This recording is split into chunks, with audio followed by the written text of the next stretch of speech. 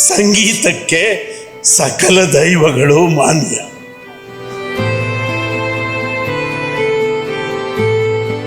ಸೂರ್ಯ ಚಂದ್ರ ಇರೋವರೆಗೂ ಇವರೆಲ್ಲರೂ ನಮ್ಮಲ್ಲಿ ಶಾಶ್ವತವಾಗಿರ್ತಾರೆ. ಯಾಕಂದ್ರೆ ಅವರು ಮಾಡುವಂತ ಕೆಲಸ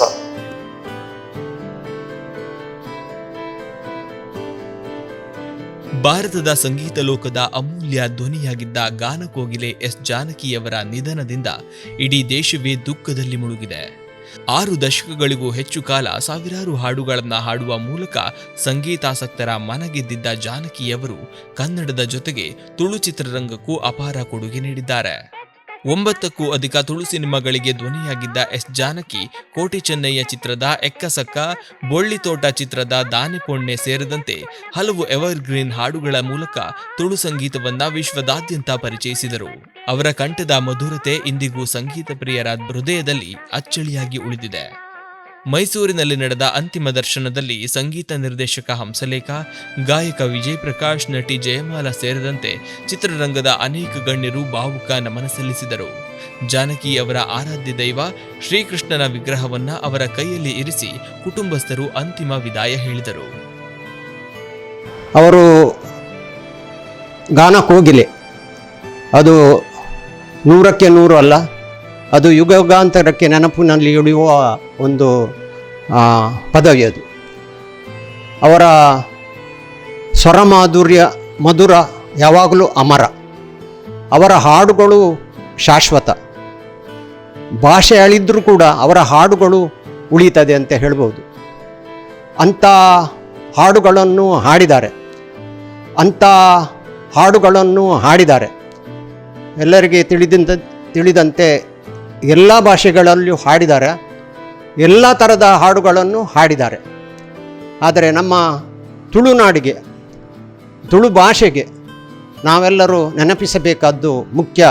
ಅವರು ದೊಡ್ಡ ಮಹತ್ವದ ಕೊಡುಗೆ ಕೊಟ್ಟಿದ್ದಾರೆ.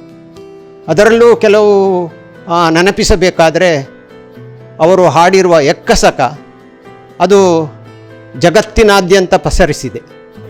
ನಮ್ಮ ನೆಚ್ಚಿನ ಆರಾಧ್ಯ, ಒಂದು ರೀತಿ ಗಾನಕ್ಕೋಗಿಲೆ, ಗಗನವೆಲ್ಲೋ ಭೂಮಿಯೆಲ್ಲೋ ಹಾಡು ಕೇಳಿದಾಗ ಮೈ ರೋಮಾಂಚನ ಆಗ್ತಾ ಇದ್ದಿದ್ದು ನೆನಪಿಗೆ ಬರುತ್ತೆ. ಆ ಎರಡೂ ಕನಸಲ್ಲಂತೂ ನಾವು ಪೂಜಿಸಲೆಂದೇ ಹೂಗಳ ತಂದೆ ಅನ್ನುವಂಥ ಗೀತೆಗಳನ್ನ ಇನ್ಯಾರೂ ಹಾಡೋಕ್ಕಾಗೋದೇ ಇಲ್ಲ. ಕೈಯಲ್ಲಿ ಕೃಷ್ಣನ್ ಇಟ್ಕೊಂಡೇ ಪ್ರಾಣ ಬಿಟ್ಟಿದ್ದಾರೆ ಅನ್ನುವಂಥದ್ದನ್ನು ನೋಡಿದ್ರೆ ಗೊತ್ತಾಗುತ್ತೆ. ಸಣ್ಣ ವಿಗ್ರಹನೂ ಕೈಯಲ್ಲಿದೆ. ಇದೊಂದು ಸಂಸ್ಕೃತಿಗೆ ಕೋಡು ಬರೆಸ್ಕೊಳ್ಳುವಂಥ ಒಂದು ಸಂದರ್ಭದಲ್ಲಿ ನಾವಿದ್ದೀವಿ. ಮೈಸೂರು ಅಂದರೆ ಒಂದು ಸಂಗೀತದ ಪರಂಪರೆ ಇರುವ ಒಂದು ಸ್ಥಾನ. ಕರುನಾಡು ಅಂದರೆ ಹಾಡು ಮತ್ತು ಸಂಸ್ಕೃತಿಗೆ ಶ್ರೇಷ್ಠವಾದ ಜಾಗ. ಇಂಥ ರಾಜ್ಯಕ್ಕೆ ಒಂದು ಸಾಂಸ್ಕೃತಿಕ ಕೋಡು ಮೂಡಿಸ್ಕೊಳ್ಳುವಂಥ ಒಂದು ಸಂದರ್ಭ ನಮಗೆ ಒದಗಿ ಬಂದಿದೆ. ಸುಮಾರು 5-6 ವರ್ಷಗಳಿಂದಲೇ ಜಾನಕಮ್ಮವರು ನನ್ನ ಕಡೆಯ ದಿನಗಳು ಕರುನಾಡಲ್ಲಾಗಬೇಕು, ಅದರಲ್ಲೂ ಮೈಸೂರಲ್ಲಿ ನಾನು ಇರಬೇಕು ಅಂತ ಅವರು ಆಸೆ ಪಟ್ಟಿದ್ದರು. ಇಬ್ಬರು ಶ್ರೇಷ್ಠ ಗಾಯಕರು ಈ ಕರುನಾಡನ್ನು ಅಷ್ಟು ಮೆಚ್ಚಿದ್ದಾರೆ. SPB ಅವರು ಕೂಡ ನಾನು ಮುಂದೆ ಹುಟ್ಟಿದ್ರೆ ಕರ್ನಾಟಕದಲ್ಲಿ ಹುಟ್ಟಬೇಕು ಅಂತ ಆಸೆ ಪಟ್ಟಿದ್ದಾರೆ.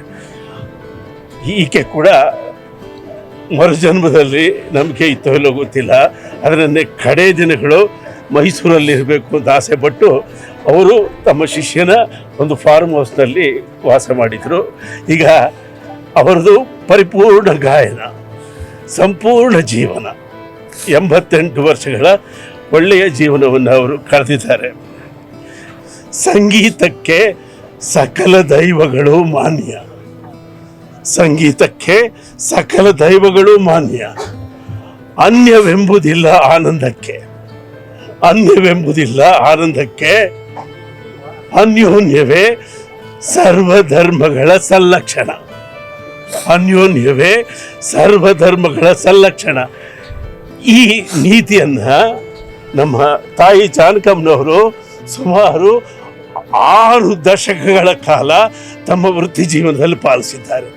ಅವರಿಗೆ ಎಲ್ಲ ಭಾಷೆಯೂ ಪ್ರಿಯ, ಎಲ್ಲ ದೈವಗಳು ಪ್ರಿಯ, ಎಲ್ಲ ಧರ್ಮಗಳು ಪ್ರಿಯ.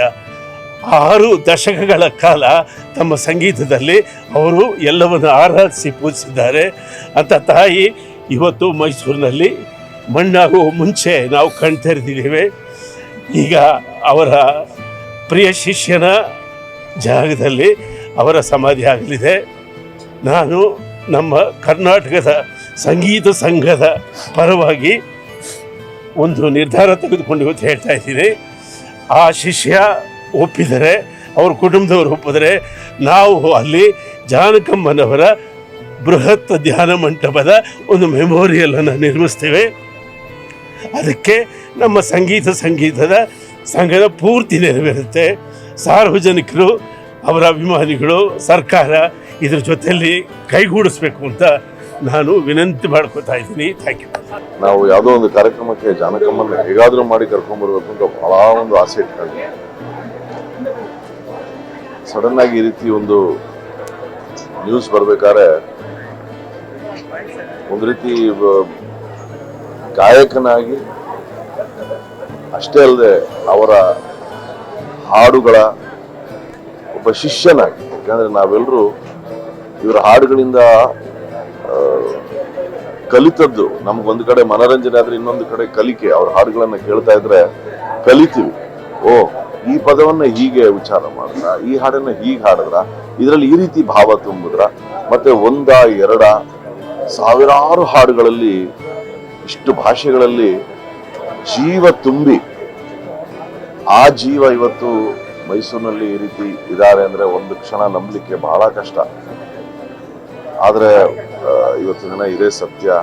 ಇದನ್ನ ಸೂರ್ಯ ಚಂದ್ರ ಇರೋವರೆಗೂ ಇವರೆಲ್ಲರೂ ನಮ್ಮೊಂದಿಗೆ ಶಾಶ್ವತವಾಗಿರ್ತಾರೆ. ಯಾಕಂದ್ರೆ ಅವರು ಮಾಡಿರುವಂತಹ ಕೆಲಸ ಅಷ್ಟೇ ಅಲ್ಲದೆ ಅವರ ಮನಸ್ಸು, ಅವರ ಹೃದಯ, ಅವರು ನಡ್ಕೊಂಡಂತಹ ರೀತಿ ಯಾರಿಗೂ ಯಾವ ರೀತಿಯಾದಂತಹ ತೊಂದರೆಯನ್ನು ಕೊಡದೆ ಎಲ್ರಿಗೂ ಕೇವಲ ಆನಂದವನ್ನು ಮಾತ್ರ ಕೊಟ್ಟು ಹಾಡುಗಳ ಮೂಲಕ, ಅವರ ಮಾತುಗಳ ಮೂಲಕ.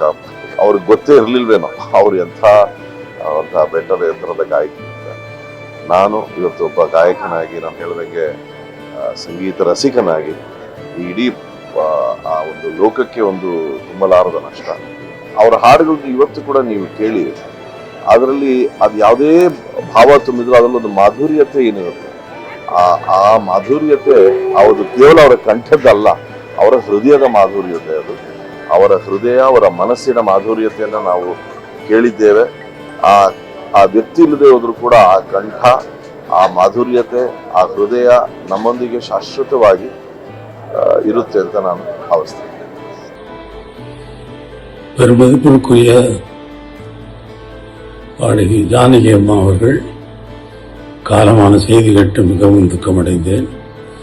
மிகவும் அதிர்ச்சிகரமான செய்தியாக எனக்கு இருந்தது.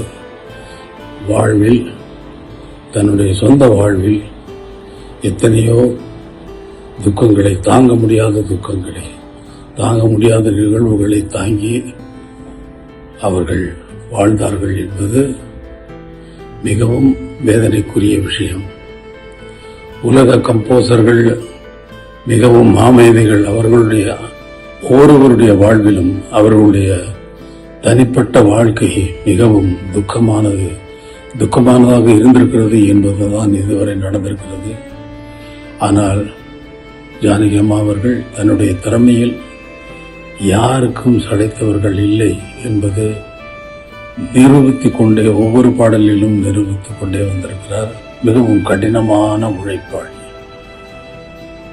நான் ஒரு பாடலை உருவாக்குவதற்கு ஒவ்வொரு வாத்தியத்தையும் எவ்வளவு அக்கறையோடு சேர்ந்து அதில் விடாப்பிடியாக நான் நினைத்ததை வரவழைப்பேனோ, அதே போல அவர்களுக்கு சொல்லிக் கொடுத்த அந்த பாடலை அவர்களும் விடாப்பிடியாக நான் என்னுடைய கடின உழைப்புக்கு ஈக்குவலான கடின உழைப்பை உடையவர்கள் அவர்கள். அதற்கு மேல் என்றே சொல்லலாம். சிறந்த கம்போசர், சிறந்த பாடல்களை, பஜன் சாங்குகளை நிறைய எழுதியிருக்கிறார். அவருடைய இழப்பு இந்திய திரைப்பட சங்கீத உலகத்திற்கு ஒரு பெரிய இழப்பு. அவரது ஆத்மா சாந்தி அடைய ಇறைವನೇ ಬೇಡುகிறேன். ಶಾರದೆನ ಸಾಕ್ಷಾತ್ ಶಾರದೆನ ನೋಡಿಲ್ಲ. ಗಾಯಕರಿಗೆ ಇವರೇ ಸರಸ್ವತಿ, ಶಾರದೆ ಎಲ್ಲ. ಇವತ್ತು ಆಲ್ಮೋಸ್ಟ್ ಕಳ್ಕೊಂಡು ತುಂಬ ದುಃಖ ಆಗಿದೆ. ಬಟ್ ಒಂದು ಸಂತೋಷ ಏನಂದರೆ ನಮ್ಮ ಕನ್ನಡ ನಾಡಿನಲ್ಲೇ ಇರ್ತಾರೆ, ಎಲ್ಲಿ ಹೋದರೂ ನಮ್ಗೆ ಇಲ್ಲೇ ಅವ್ರು ಸಿಗ್ತಾರೆ ಅನ್ನೋದು ಒಂದು ಒಂದು ಒಂದು ಒಂದು ಪ್ರೀತಿ ಅಂತ ವಿಶ್ವಾಸ ಅಂತ ಹೇಳ್ಬೋದು. ಆ್ಯಂಡ್ ಅಮ್ಮನ ಯಾವ ಥರ ನೆನೆಸ್ಕೋಬೇಕು ಅಂದ್ರೆ ಅಮ್ಮನ ಸರಳತನ ನೆನೆಸ್ಕೊಳ್ಬೇಕು. ಈ ಥರದ ಹಾಡಿಲ್ಲ ಅಂತಿಲ್ಲ, ಎಲ್ಲ ರೀತಿಯ ಹಾಡುಗಳನ್ನು, ಭಕ್ತಿಗೀತೆ ಆಗಿರ್ಬೋದು, ಭಾವಗೀತೆ ಆಗಿರ್ಬೋದು, ಕ್ಲಬ್ ಸಾಂಗ್ಸ್ ಆಗಿರ್ಬೋದು, ಎಲ್ಲ ರೀತಿಯ ಹಾಡುಗಳಿಗೆ ಎಲ್ಲ ಗಾಯಕರಿಗೆ ಒಂದು ಎನ್ಸೈಕ್ಲೋಪೀಡಿಯಾ ಅಂತ ಹೇಳ್ಬೋದು. ಇವತ್ತು ಇಷ್ಟು ಜನರು ಅವರನ್ನು ಎಷ್ಟೋ ದೂರದಿಂದ ಬಂದು ಅವರನ್ನು ನೋಡ್ತಾ ಇದ್ದಾರೆ ಅಂದರೆ ಅವ್ರು ಗಳಿಸಿರುವಂಥ ಪ್ರೀತಿ ವಿಶ್ವಾಸ ಅಷ್ಟೇ ಸಾಕ್ಷಿ ಆಗುತ್ತೆ. ನಮ್ಮಂಥ ಗಾಯಕರಿಗೆ ಅವ್ರ ಆರಾಧದಲ್ಲಿ ಇದ್ವಿ ಅಂತ ಹೇಳೋದೇ ನಾವೊಂದು ಸಂತೋಷ. ಸುಮಾರು ವೇದಿಕೆಗಳಲ್ಲಿ ಅವ್ರನ್ನ ಹಂಚ್ಕೊಂಡಿದ್ದೀನಿ ಗಾಯನದಲ್ಲಿ. ಮುಂದಿನ ಯುವ ಪೀಳಿಗೆಗೆ ಅವರ ಹಾಡುಗಳೇ ದೊಡ್ಡ ಮಾರ್ಗದರ್ಶನ ಆಗುತ್ತೆ ಅಂತ ಹೇಳ್ತೀನಿ. ಅಮ್ಮನ ಆತ್ಮಕ್ಕೆ ಶಾಂತಿ ಸಿಗಲಿ. ಅಮ್ಮ ತುಂಬ ಎಲ್ಲರನ್ನೂ ಪ್ರೀತಿಯಾಗಿ ವಿಶ್ವಾಸವಾಗಿ ಸಂತೋಷವಾಗಿ ಕಳಿಸಿದ್ದಾರೆ. ನಾವು ಅವ್ರನ್ನ ಕಳಿಸ್ಕೊಡ್ಬೇಕು. ಕಣಿಯನಹುಂಡಿಯಲ್ಲಿರುವ ಅವರಿಗೆ ಅತ್ಯಂತ ಪ್ರಿಯವಾಗಿದ್ದ ತೋಟದಲ್ಲಿಯೇ ಅಂತ್ಯಕ್ರಿಯೆಗೆ ಸಕಲ ಸಿದ್ಧತೆಯನ್ನ ಮಾಡಲಾಗಿದ್ದು ಪೊಲೀಸ್ ಇಲಾಖೆ ಬಿಗಿ ಭದ್ರತೆ ಒದಗಿಸಿದೆ.